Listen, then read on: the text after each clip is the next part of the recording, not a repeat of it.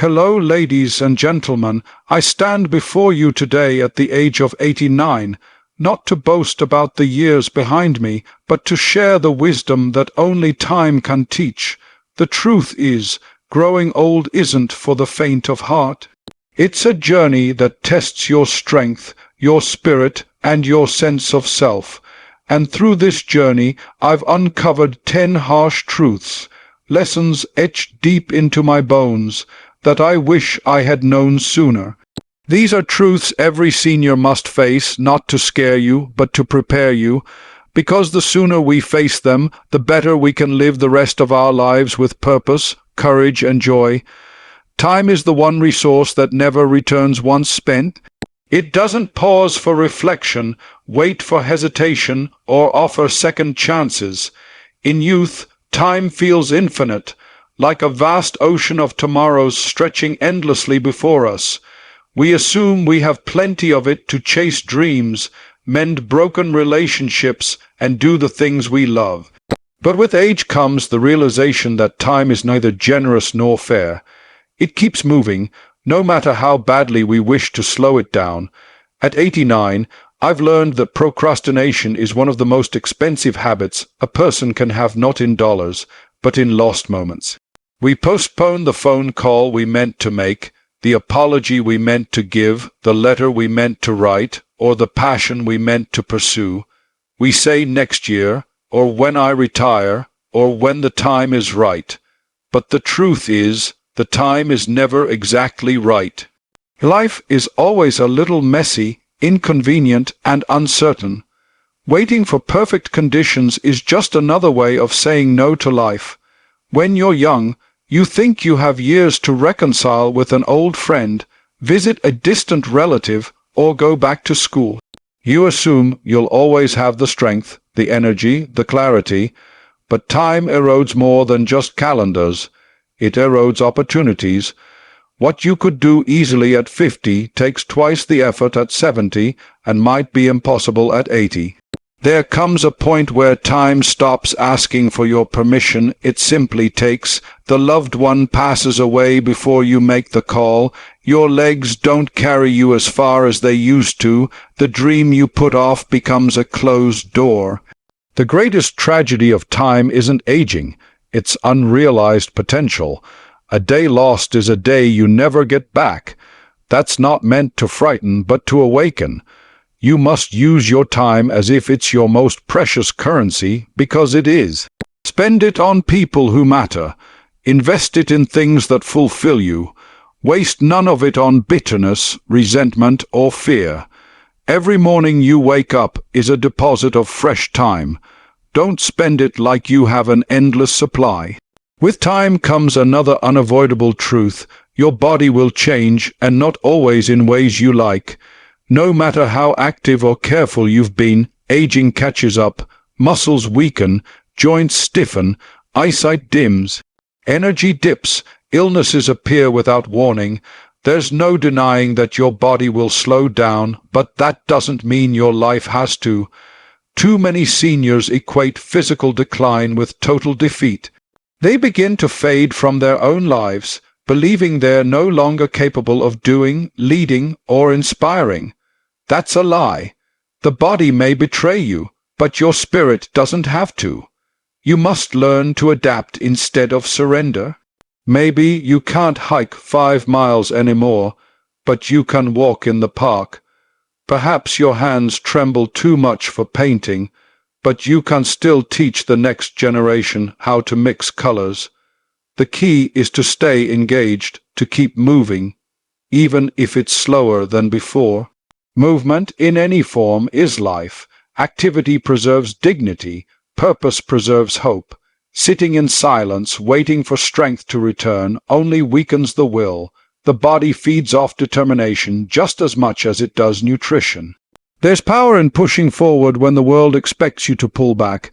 Let others see that your mind remains sharp, your heart full of fire, your curiosity alive. You may not be able to control every part of your body's aging process, but you can control how you respond to it. Choose resilience, choose movement, choose to redefine what's possible for your age, not by what you've lost, but by how much you're still willing to give. Most of what we worry about never truly matters in the end. That's not something you understand in the middle of life, when responsibilities, careers, appearances, and expectations all seem like mountains that must be climbed. You lose sleep over unpaid bills, over what your neighbor thinks, over mistakes you made a decade ago that no one else even remembers. You carry the weight of judgment that was never actually passed. Worry becomes a companion, a habit so deeply ingrained it feels like part of your identity. But worry is a thief. It steals peace from the present. It distracts from beauty, from joy, from connection. It tricks you into believing that imagining problems prepares you for them. In truth, most of the scenarios your mind invents never happen. The people you thought would judge you were too busy worrying about their own lives. The worst case outcomes you feared often resolved themselves or never came to pass at all. And even when hardship did arrive, you got through it, because you're stronger than you ever gave yourself credit for. Worry creates a false sense of control. You believe if you just think about something long enough, you can somehow bend fate to your will. But that's not how life works. Life unfolds as it does, not as we fear it will. And when you look back from the vantage point of 89 years, you'll see that the vast majority of your fears were wasted energy. What mattered most weren't the fears that kept you up at night, but the moments you let yourself be free of them. The laughter you shared, the times you acted boldly despite anxiety, the risks you took anyway. Those were the moments that shaped you. It is never too late to release worry and choose peace. Every moment is a choice between fear and freedom. The older you get, the clearer it becomes that peace doesn't come from having a perfect life. It comes from accepting the imperfect one you already have. Learn to breathe through uncertainty, to smile even when the future is unclear. That's strength, that's wisdom. Another truth that arrives with age is that you will outlive people you love, and it will break your heart again and again. You can't prepare for the silence that follows the loss of someone who once filled your days. You can't prepare for the way their absence lingers in rooms they'll never return to. Whether it's a spouse, a sibling, a friend, or, God forbid, a child, grief becomes part of your landscape. It doesn't go away, but it changes shape. The pain of outliving loved ones is the price of deep connection. The deeper you love, the deeper you hurt. But that is not a reason to close your heart.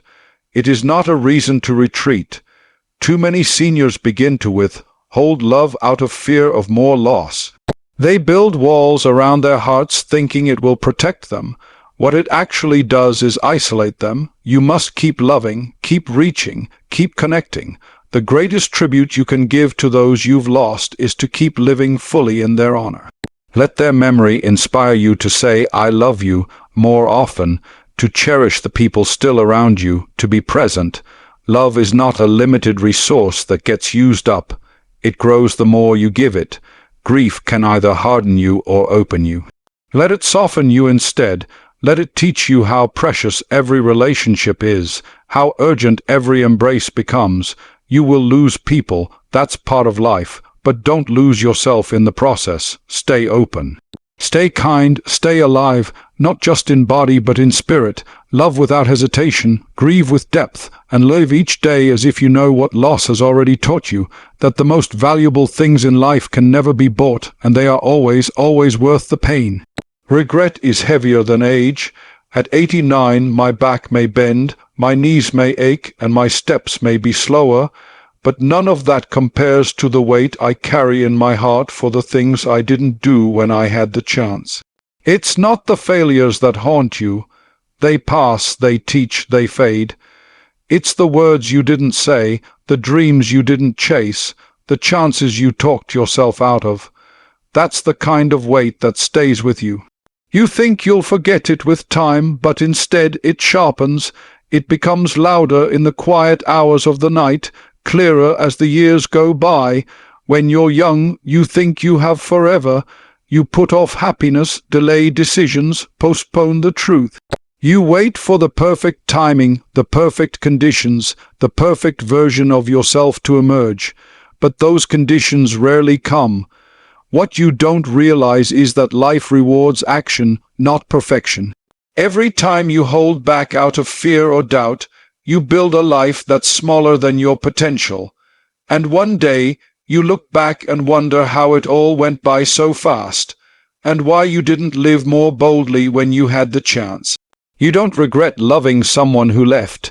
You don't regret trying something that didn't work. What you regret is silence when you should have spoken, hesitation when you should have jumped, caution when you should have leapt into life with open arms. The beauty of aging is that it teaches you what truly matters. It teaches you to stop holding back, to stop waiting for perfect conditions, and to just start living as deeply and honestly as you can. There is no rewind button in life. You can't go back and change the things you avoided, but you can teach those younger than you not to make the same mistake. You can show them, by your example, that courage is not the absence of fear, it's the choice to act in spite of it. And it's never too late. Even now, you can make peace with the past by choosing boldness today. You can still speak your truth. You can still follow a dream. You can still make memories that matter.